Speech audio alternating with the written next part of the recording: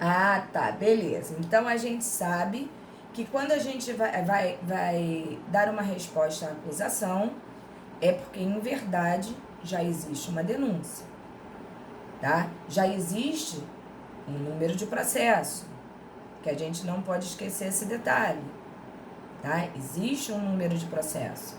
A gente não vai criar um número de processo, mas a gente tem que pontuar na nossa petição que existe, né, processo número tal. Lembram disso? Porque o processo já existe, não é uma inicial, correto? Exato. Exato. Então, nós vamos ver aqui, ó. Cabimento da resposta à acusação. Artigo 396 e artigo 396-A, né? Ambos do CPP. A teor do que dispõe o 396 caput do CPP, após oferecida a denúncia ou a queixa, deve o juiz analisar a possibilidade de rejeição liminar da inicial. Bom, se eu estou falando que deve o juiz analisar, é porque existe a possibilidade de ofício ele rejeitar?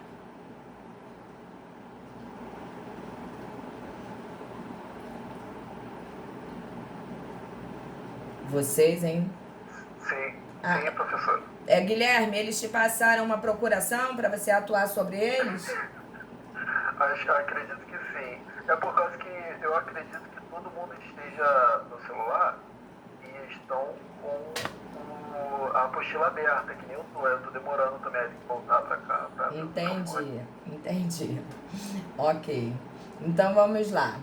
Inexistindo causas de rejeição, deverá então ordenar a citação do acusado para apresentar resposta escrita à acusação. Observem outro detalhe também, se eu sou vocês, eu vou grifando isso que eu estou falando. Observem o que eu acabei de falar para vocês. Deverá então ordenar a citação do acusado. Citação. Olha isso. Quando a gente cita alguém, é porque este alguém tem que responder obrigatoriamente a um fato, sob pena, inclusive, de ser rével. Se liguem nisso. Trata-se de peça obrigatória, como eu coloquei aí para vocês. Ao contrário da antiga defesa prévia. Professora, a defesa prévia não se utiliza mais? Claro que se utiliza. Quando a gente fala ao contrário da antiga defesa prévia, é porque a defesa prévia é anterior, tá, à resposta à acusação. Entendeu? Muitos anos atrás, nós utilizávamos apenas a questão da antiga aqui. Então, e não é obrigatória, tá? Nunca foi obrigatória. Agora, até porque nós vamos ver lá na frente o porquê ela não era obrigatória. Porque, em tese, eu tô te dando o direito de se defender antecipadamente de uma coisa que você ainda não sofreu denúncia, tá? Então, muito cuidado com essa diferença aí, porque pode ser essa a resposta para você na prova da OAB do que é uma resposta à acusação e do que é uma defesa prévia, tá? Então, vamos lá. Posto que, se o réu citado pessoalmente não apresentá-la, o juiz nomeará advogado dativo para fazê-lo. Vocês sabem o que é advogado dativo?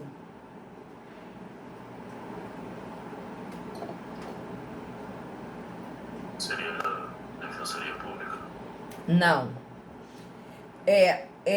Professora, é quando a parte não tem advogado e o juiz vai nomear, não é isso? Isso, o juiz vai nomear qualquer um, né? De preferência. Qualquer um. De preferência com a informação da própria OAB, entendeu? Sobre o advogado que naquele momento pode estar disponível, entendeu? Para que esse possa fazer a defesa do acusado. E isso geralmente acontece quando o juiz percebe que aquela pessoa que necessita de defesa tem condições de arcar, né?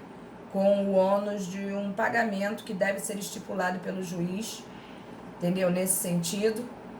E caso isso ocorra, em regra também o advogado não pode negar tal defesa. Ele só pode negar tal defesa se ele se colocar de forma a inaptidão profissional, entendeu? Eu não me considero competente para esta causa aqui. Você pode arguir isso? Pode.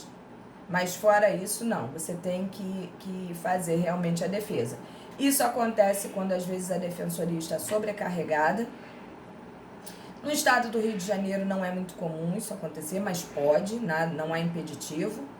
Acontece muito em São Paulo. São Paulo acontece muito da atuação de advogados dativos, tá? Qualquer dúvida que vocês tenham em relação a isso, é só falar. Continuando aqui, ó. Caso o réu seja citado por edital, no entanto, não há essa possibilidade, já que o prazo só começa a correr da data do seu comparecimento ao processo. Ficou estranho isso aí, né? O juiz nomeará advogado dativo para fazer. Ah, tá. Caso o réu seja citado por edital, no entanto, não há essa possibilidade. Ah, tá. Entendi. Agora é o que eu quis dizer ali. Que quando o réu é citado por edital, não adianta o juiz estipular nenhum tipo de ajuda no sentido de defesa, uma vez que isso só contará a partir do momento que ele comparecer em juízo, né? E se a pessoa, em regra, não tem o endereço para ser citado, é porque ela está tecnicamente foragida, né? Uma vez que nós estamos dentro de uma área criminal. Não necessariamente assim, pode ser simplesmente que possa ter um paradeiro desconhecido, né? Mas como a gente está se referindo à área criminal, mais ou menos é isso que acontece.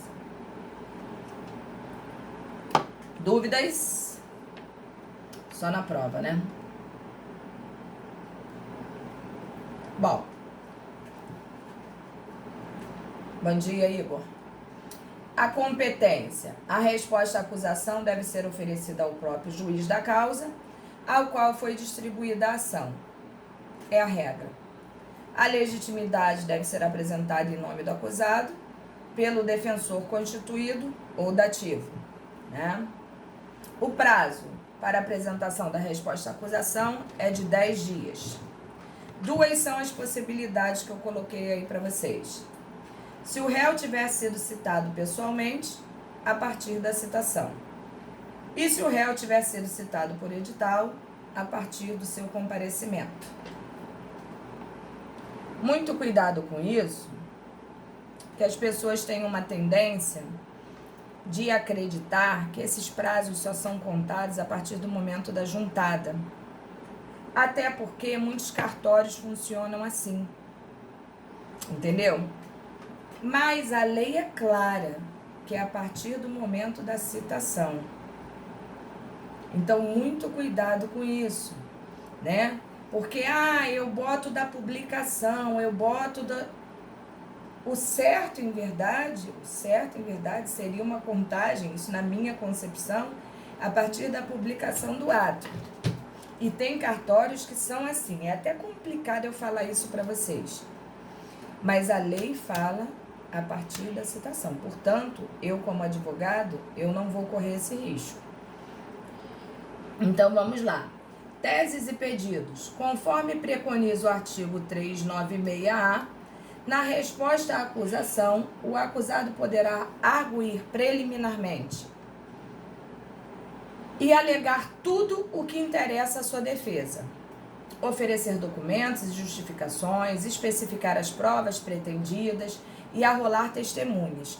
Muito cuidado com essa questão das testemunhas aí, para isso eu coloquei para vocês, ó, em número de 8, se o rito for ordinário, e 5, se o rito for sumário, qualificando-as e requerendo a sua intimação quando necessário, tá? Porque, em verdade, você, advogado, pode informar na petição, essa é até a regra na atualidade, né? Na atualidade, e que você informa a testemunha e você leva a testemunha com você, desde que ela esteja informada no processo. Agora, quando você sentir necessidade de intimar, né, você deve pedir isso na sua petição, que intime-se a testemunha ao comparecimento em juízo na data referida. Entendeu?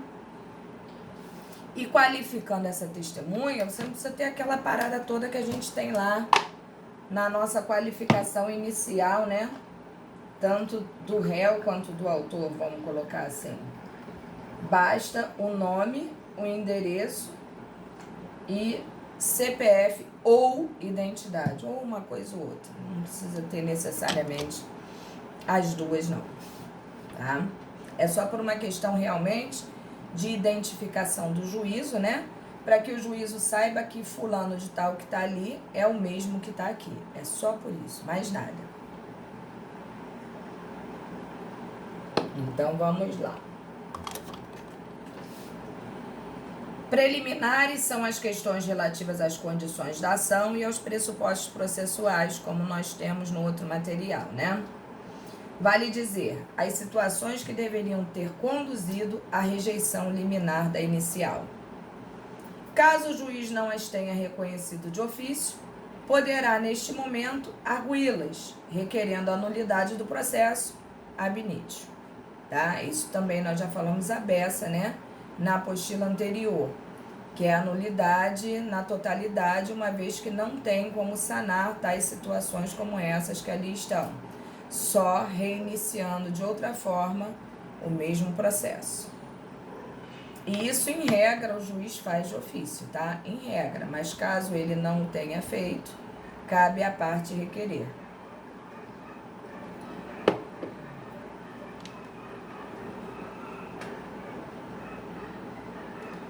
Alguma dúvida aí, galera?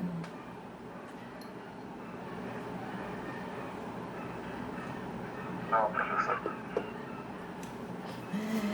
Ademais, devem aqui ser alegadas todas aquelas matérias sobre as quais tem o juiz a possibilidade de decidir, neste momento processual, quais sejam a tipicidade do fato narrado, né?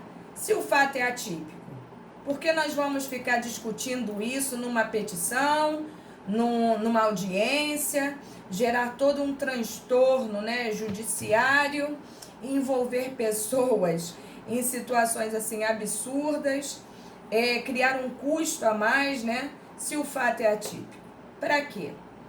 Não é verdade? Então a gente informa logo a tipicidade do negócio lá e vamos acabar com isso.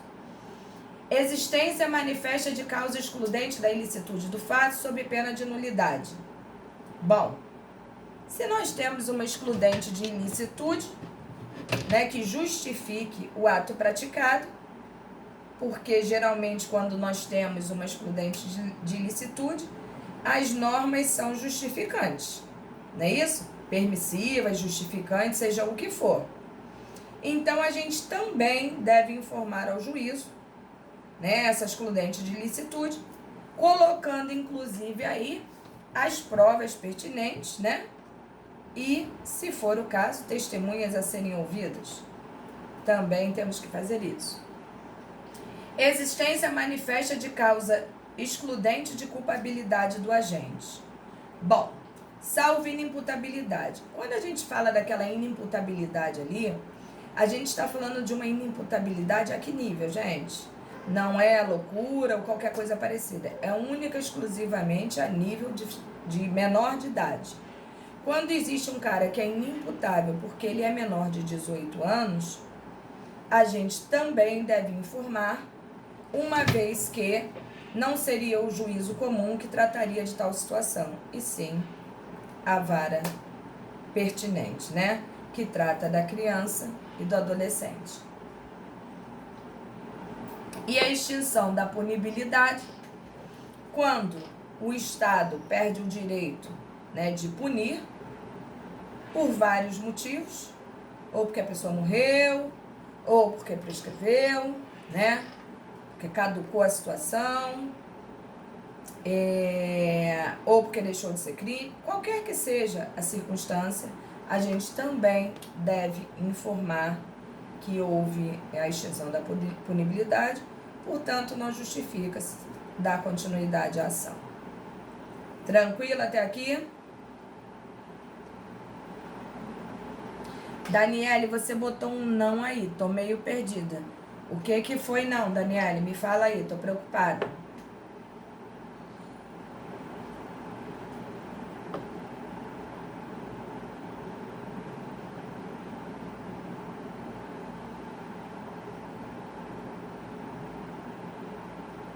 Fala, Dani.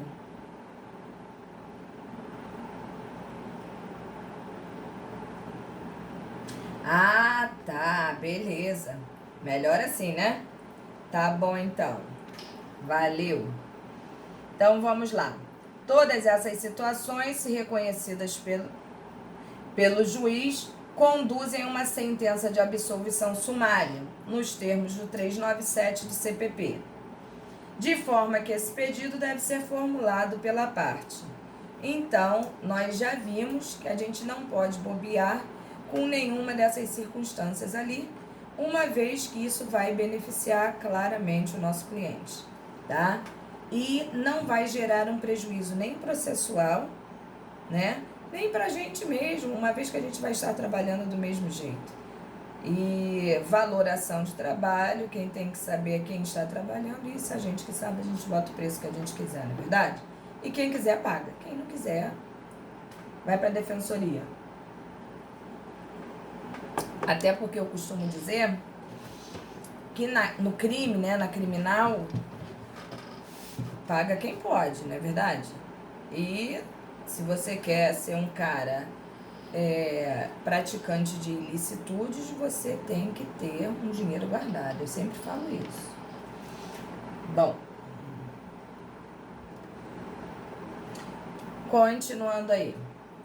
No entanto, a alteração na jurisprudência do STF e do STJ, ou seja, unanimidade, né, acabou tornando possíveis mais duas teses que antes não eram possíveis. Nós já, inclusive, falamos disso dali em material anterior, mas nós vamos reiterar, né? No HC 11.000 tem um número a mais ali.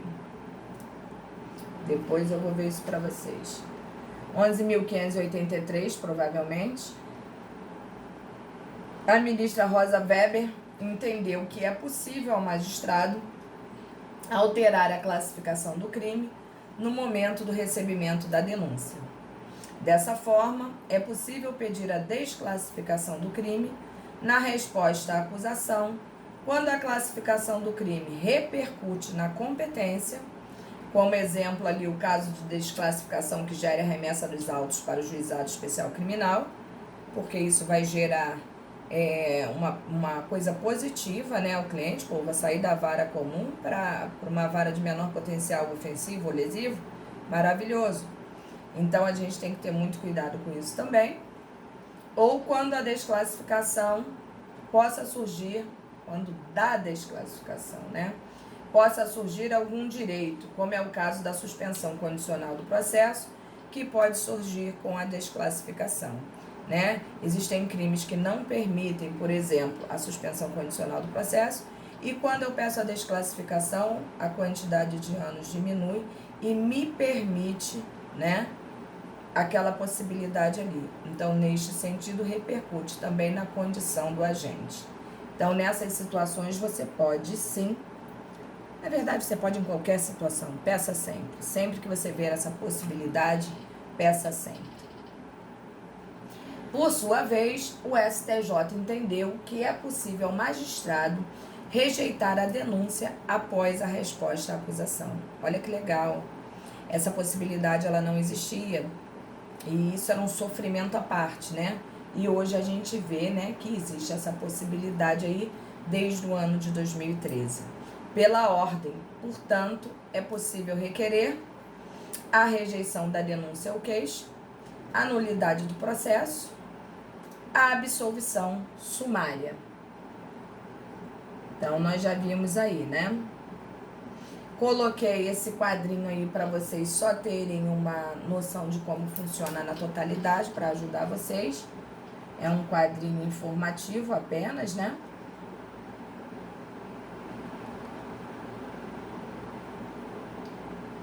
Ah, tá.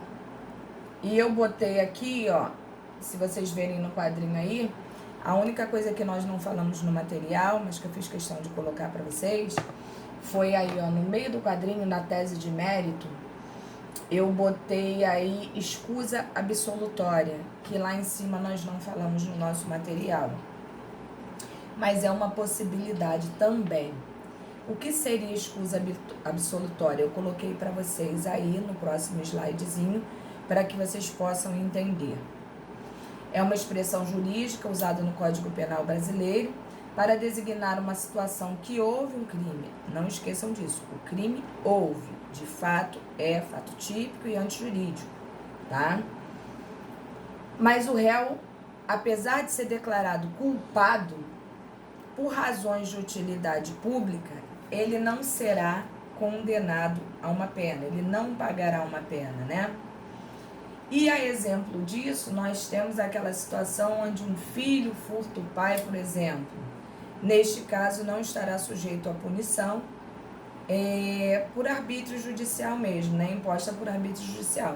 Sob o ponto de vista prático, o acusado ficará isento de pena se o fato for cometido em qualquer das hipóteses previstas no 181. Melhor dizendo, se houver persecução penal, a denúncia sequer deve ser recebida por falta de justa causa para ação. Né? É engraçado a gente falar um troço desse, né? Mas é isso aí. Geralmente, nos crimes que ocorrem sem violência nem grave ameaça, quando se trata de filho para pai, de esposa para marido, marido para esposa, da mesma forma, né? Então, a gente às vezes se surpreende com essas coisas, mas é uma realidade, tá? Então, por isso que eu fiz questão de colocar ali, porque vai que tem uma pegadinha dessa aí pra gente, né? Vocês já tinham ouvido falar?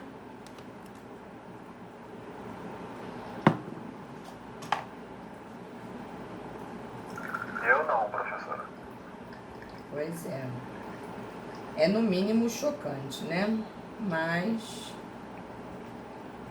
é estranho, né? Mas melhor assim, né? Porque aí, na verdade, entende-se que circunstâncias como essa devem realmente ser resolvidas em ambiente familiar.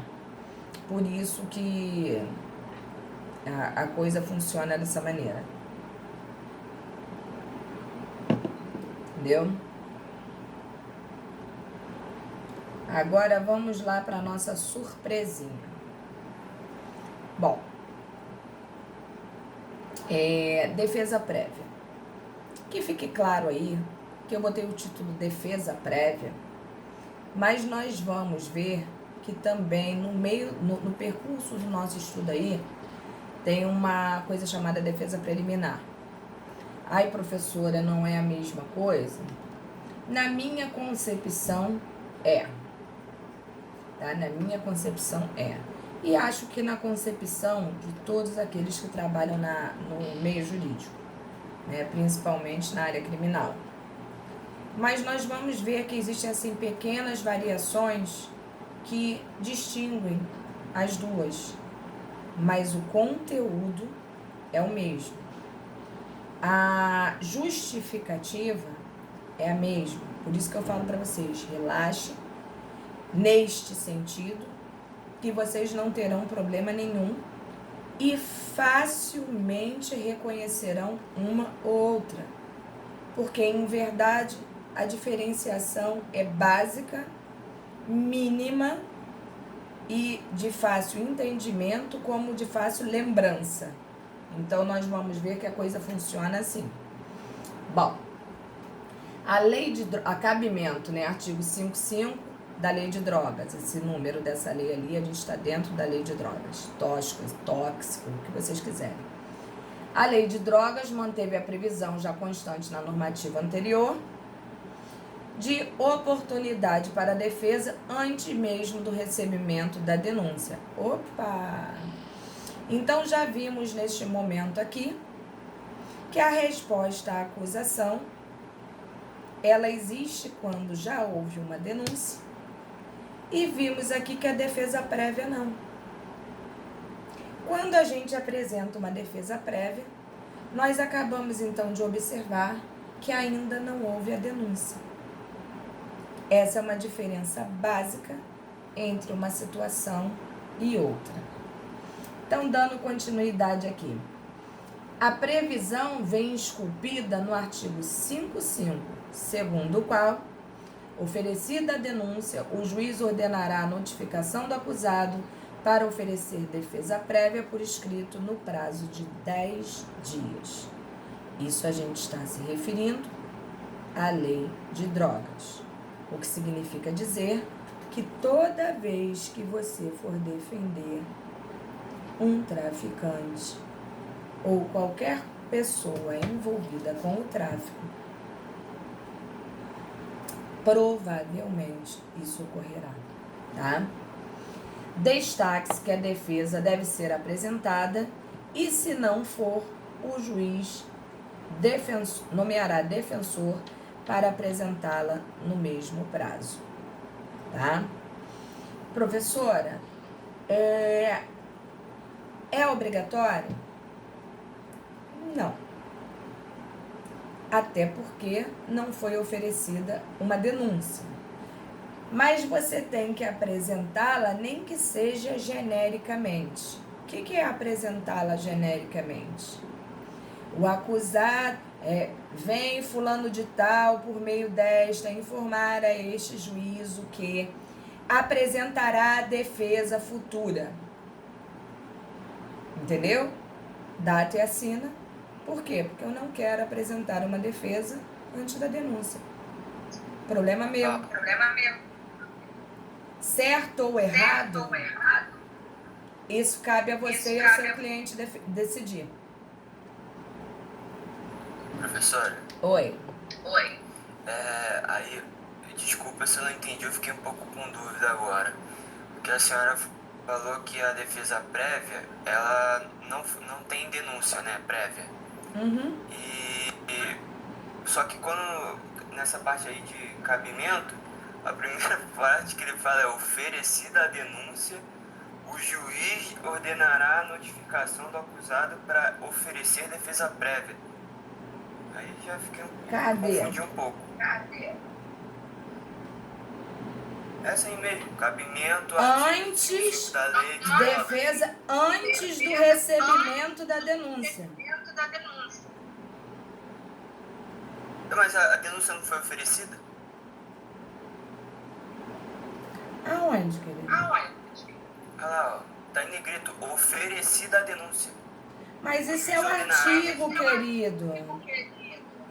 Sim, então, a questão é... O certo não seria apresentar antes da denúncia ser oferecida? Não, meu amor. O cabimento usa o artigo como base.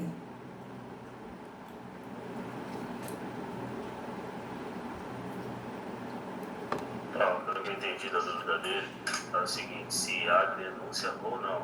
O que eu entendi da matéria é que, assim, caso essa defesa prévia é antes do juiz receber, mas ele pode ser oferecida a denúncia por parte do MP, mas não ter havido ainda um parecer de recebimento.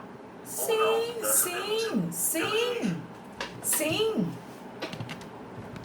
O Maurício, esse artigo é utilizado porque sempre foi utilizado como base o artigo desta lei aí.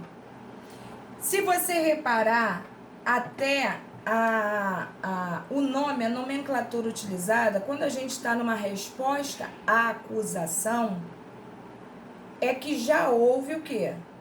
Formalmente uma acusação. Quando a gente está numa defesa prévia, olha bem, ela é prévia à formalização de uma acusação. É isso que vocês têm que ficar ligados. Deixa eu ver se eu coloquei aqui para vocês uma coisa, para esclarecer vocês melhor aí. Só um momentinho. É que, Paula, esse artigo dá a entender que a denúncia foi formalizada. Entendi. Então, parece que é como se fosse uma resposta à acusação comum, oferecida a denúncia. Por isso que eu falei para vocês, João, até antes de você chegar na nossa sala de aula hoje, eu até comentei com a turma sobre você. Quando você fez essa pergunta na semana passada, e se não me falha a memória... Eu tava na sala já, Paulo. Já? E se não me falha a memória, você fez também na semana retrasada? E eu disse para você que, na verdade, a diferença entre uma circunstância e outra era meramente questão de artigo. Porque se você comentar isso no meio jurídico, vocês vão ver que é uma grande bobagem, porque defesa é defesa. Até porque eu costumo dizer que quando você apresenta uma defesa prévia, você tem que ter o cuidado de manter o que você apresentou na defesa prévia na próxima defesa, que vai ser contra a denúncia que não foi rejeitada, tá? A gente tem que ter esse cuidado aí. Porque se na defesa prévia o meu discurso for um e posteriormente o meu discurso for outro, vai ser problemático. Vai ser problemático. Então, por isso que eu falo que, em verdade, é questão de nomenclatura e questão meramente de artigo, porque defesa é defesa. Entendeu? Então, a gente tem que ter muito cuidado com isso, porque a gente tem que saber a teoria, sim, mas a prática, ela se apresenta, às vezes, de maneira muito diferenciada. Entendeu? Por isso que eu sou muito técnica no sentido de apresentar para vocês, ipse literis, o que está ali. Entendeu? Porque, em verdade, você pode também formular uma defesa prévia genérica, como eu falei para vocês, e se resguardar o direito de apresentar a defesa posterior, entendeu? Para que você pense mais, para que você tenha mais argumentos, para que apareçam mais coisas para sua defesa, entendeu? Mas, em verdade, é assim que funciona. Você vai ver, Igor, agora eu não sei se foi o Juan ou se foi o Igor. Foi o Igor que fez a pergunta, não foi? Foi o Juan. Foi o Juan?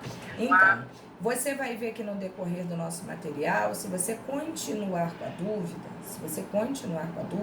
a gente para a aula antes dos exercícios e a gente reexplica isso de maneira estruturada. Entendeu? Não sei, tá me dando uma alergia, não sei se vocês conseguem ver, daí eu tô toda vermelha, toda empipocada. Vamos dar prosseguimento aqui, mas eu compreendi a sua dúvida, é porque o artigo remete a uma situação, né, completamente diferenciada, mas é porque o artigo é um artigo base, é só isso, porque oferecida a denúncia, o juiz ordenará, né, a situação, e a gente fala ali, ó, de oportunidade para a defesa antes mesmo do recebimento da denúncia. É porque, em verdade, a gente tem essa possibilidade, porque quando a gente tem a possibilidade de apresentar uma defesa prévia, em tese a gente vai fazer um pedido. E qual seria esse pedido? Qual o pedido que vocês acham? Absolvição sumária? Absolvição sumária? Absolvição sumária? O que você acha? Acho que é rejeição também. Rejeição. É isso aí. É rejeição mesmo. Rejeição mesmo. Não há nem o que falar nesse sentido, né? A gente tem que pedir realmente a rejeição da denúncia, né? Com base no 395, entendeu? Não tem jeito, tá? Mas vamos voltar lá para a gente poder ter uma ideia melhor de como isso funciona. Deixa eu me tirar uma dúvida.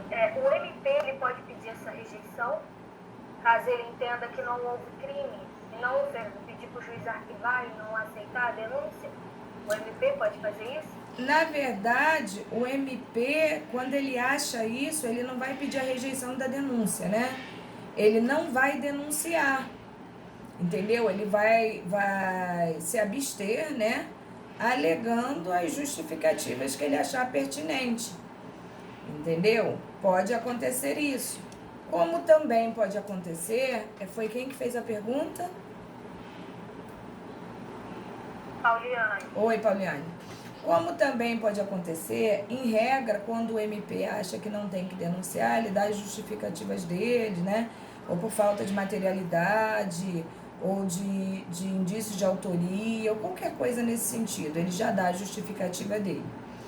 Mas pode acontecer, e já aconteceu inclusive comigo, numa